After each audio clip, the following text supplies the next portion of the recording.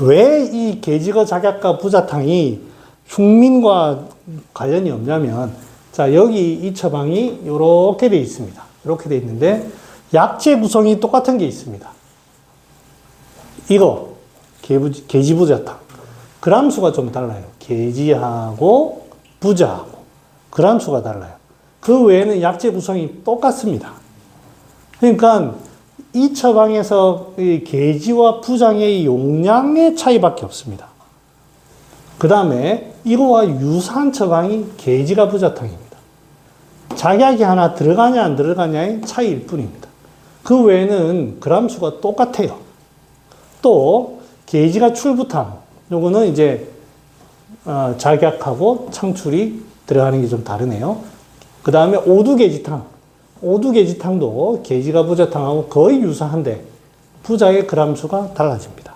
자, 그러면 이거 한번 계지부자탕을 한번 봅시다. 아까 그래서 지금 얘기하는 이유가 뭐냐면 계지거 작약과 부자탕이 계지거 작약탕에 오한하는 사람한테, 즉 흉민하는데 오한하는 사람으로 접근하면 접근이 쉽지 않다는 얘기를 제가 하려고 하는 얘기예요. 자, 계지부자탕.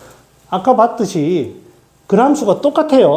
약재 구성이 똑같아요. 그런데 계지와 부자의 용량만 다릅니다. 그럼 뭐라 돼 있냐면 풍습상박, 불능자전측, 불구, 불갈, 맥부, 허이, 삽자, 계지부자, 탐주지. 즉 통증 때문에 이 사람이 아무것도 못하는 거예요. 아파가지고. 쉽게 말하면 관절이 너무 아파요. 너무 아플 때 계지부자탕을 쓰라고 되어 있습니다. 자, 그러면 여기에서 자, 계지거, 부자 빼고, 이게 계지거 작약이면 흉부 쪽에 이렇게, 보는 약이고, 거기에다가 이제 부자가 다 들어갑니다. 이렇게 보면, 처방 구성을 보면, 계지거 작약과 부자탕처럼 이 오한이라는 용어가 나와야 되는데, 여기에는 오한이라는 내용이 하나도 없어요. 오히려 계지, 부자, 이 양이 더 늘어났으면 오한이 더 심하다라는 이미지가 있어야 되는데 하나도 없어요. 여기에서는 통증을 얘기하고 있습니다. 그래서 우리가 이제 요거를 가지고 유추를 해보면 아하, 오한의 의미하고 환자는 통증의 의미를 유사하게 느끼는 것 같아요. 이거 아마 또 제가 정확한 근거는 모릅니다만 어줍잖게 유튜브라든지 이런 걸 봤을 때, 통증 감각과 온도 감각, 이런 비슷하다는 것도 어디 들은 게 있어요. 정확하지 않아서 제가, 이제 그렇게 할 수는 없습니다만. 여기에서 보면 이 상황을 보면, 계지거 작약과 부자탕과 계지부자탕이 유사하다. 계지와 부자의 용량의 차이일 뿐이다. 그러면은, 결국에는 이게 이제 써보시면 알지만 동통이 굉장히 잘 됐습니다. 제가 썼을 때, 관절통, 만성적으로 돼가지고 굉장히 이 손을 잘 못 움직이고 그런 경우에 듣습니다. 그러니까 이제 이런 관점으로 보면 계지거 작약과 부자탕을 계지거 작약, 흉민에 쓰는데 흉민하는 사람의 오한에 써야지라고 접근하면 잘 못 써요.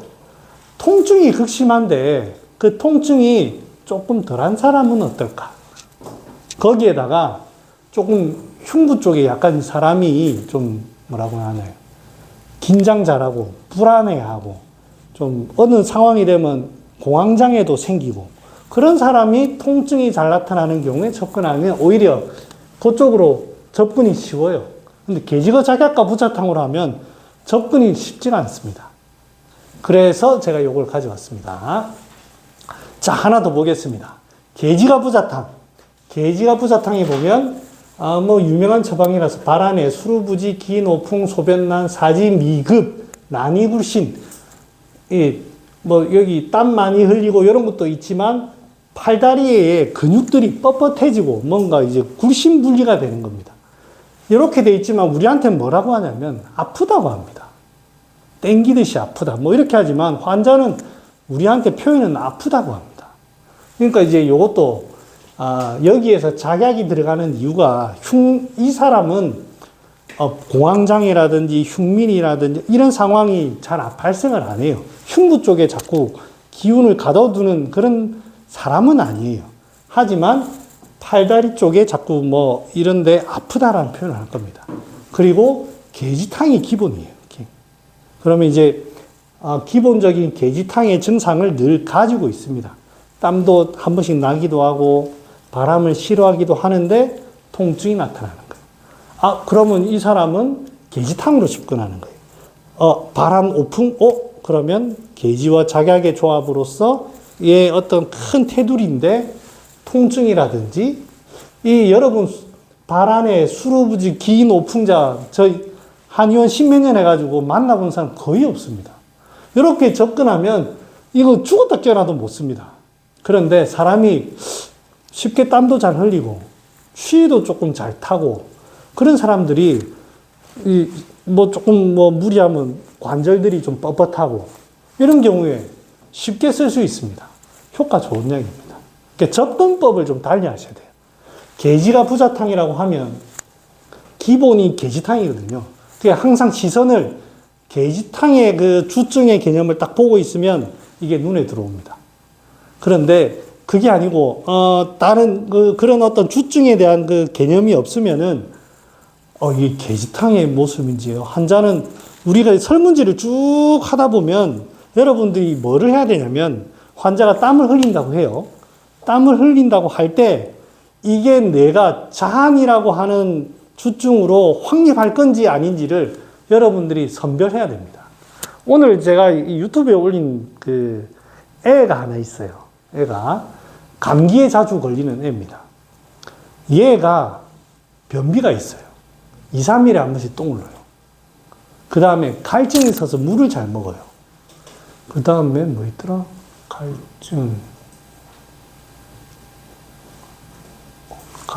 변비, 갈증, 그 다음 땀을 잘 흘려요. 한추, 구갈, 대변비. 이렇게 하면 여러분은 양면병 같지 않습니까? 그죠? 전형적인 양면병 같아요. 그러면은 이렇게 적어 놓으면 양면병으로 접근하게 되는데 잘 보는 거예요. 그러면 질문을 하든지 전체적인 상황을 가지고 유추를 해보면 여기서 이 아이의 자한은 내가 진짜 자한이라는 병으로 등록을 할 것인지 안 할 것인지 이제 여기서 본분이 계신지는 모르겠지만 그럼 제가 얘기를 해보면 그 애가 왔는데 분명히 엄마가 땀을 잘 흘린대요. 그러면 우리가 병으로 말하는 자한은 가만히 있어도 땀이 난다든지 쉽게 땀이 나는 겁니다. 근데 걔의 자한의 얘기는 뛰어놀면 머리에 땀이 많이 나요. 그거는 자한이 아닙니다. 근데 우리는 차트를 보고 저도 지금까지 그랬어요. 자한이다. 그 다음에 갈증. 애가 물을 많이 마셔요. 구갈 합니다. 그러면 실제로 여러분들 우리 그 양면병의 구갈은 환자들 보면 계속 마십니다. 계속. 가만히 있어도. 근데 그런 애들은 뭐 좀 뛰어놀고 하면 좀 땀 좀 흘리고 이렇게 하면 이 물을 마시는 거예요. 그 다음 변비. 그 양면병의 변비는 음식을 잘 먹는데 음식 잘 먹습니다. 처음에는 잘 먹는데 잘 안 나와요. 그러니까 위의 능력이 상당히 뛰어납니다. 근데 어느 정도 대부분의 변비 같은 경우에는 서서히 음식을 처음에는 많이 먹다가 서서히 위가 막힙니다. 장이라든지 활동이 막혀가지고 점점점 입맛도 줄어들고 그러면서 이게 소위 말하면 안 내려가는 거예요. 안 내려가.